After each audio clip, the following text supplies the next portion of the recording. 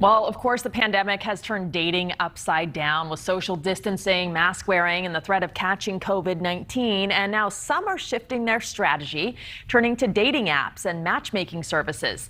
Joining us more to talk about this tonight is relationship expert Spicy Mari. She is the CEO of relationship consulting firm The Spicy Life. Thanks for being here with us tonight. Super excited. Thank you for having me. I know it's my favorite topic. Yeah, it's a topic I think a lot of people might secretly be wondering about, right? So first of all, has the pandemic changed dating forever? I would actually agree and say yes.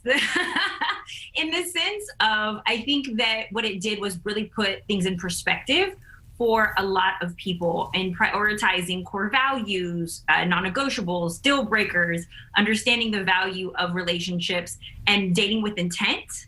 And also, I think number two is being comfortable now in a digital space and being more accepting of, reaching out, using technological advancement. So I would absolutely say, yeah, we're definitely in a new place, in a new era.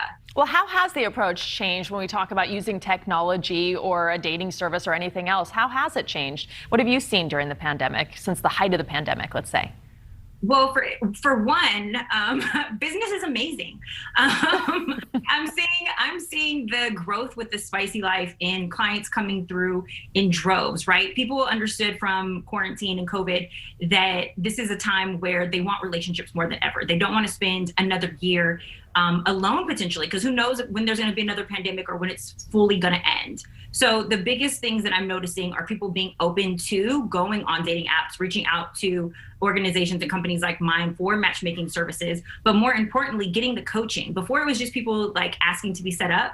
Now a lot of people are coming to the Spicy Life saying, can you coach me on how to be more effective? Now that I have to use these dating tools, how do I communicate better on here? I'm so much better in person than I am in, Messenger. What do I do? So I think that this is like a real time for growth and people trying to learn how to be more successful on these tools. And efficiency, right? Everything comes down to efficiency, using computers and using things online. I'm happy to hear that at least one of the rare businesses, your business, has done so well during the pandemic. That's good news. So how will dating now be different now that life is reopening? Will there ever be a return to what it used to be? Well, I think we're just taking a lot of precautions, right? So when it comes to making sure that you're vaccinated, making sure that you are dating in public areas that are outside or with masks, this is a time when we're taking more into account our health than ever before, which we should have really done all along.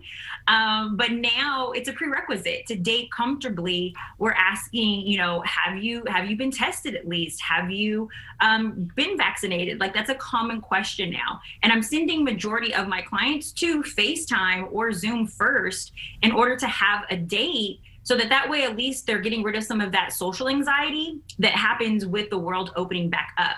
Because people haven't had so much interpersonal communication or contact, they have to kind of practice again and warm up to people and what that feels like. So, the huge push for have a FaceTime date and then go to the in-person date, if it's worth it for you, makes a lot more sense in people's minds now. That makes sense. So how do you prepare? What are some of the tips? You mentioned a little bit of coaching that you do. And now that we're in this phase where people are returning back to the dating scene after being out of it for a year, what are just a few quick tips that you would give to people watching this who are ready? Oh my gosh. So really understanding who you are, what you want, and what you have to offer is my biggest spicy tip. I give my clients an exercise, which is called the pizza. And their pizza is a breakdown of what's the crust, what's the sauce, and the topping. So the crust is the foundation, right? Who is this person's character? If he's just going to be a good person, how do we define what a good person is for us? 5 things, list that. And then the next thing is the sauce. All right. How does this person treat you? What are the 5 things that you need in order to be treated well by this person and actually consider them for a relationship?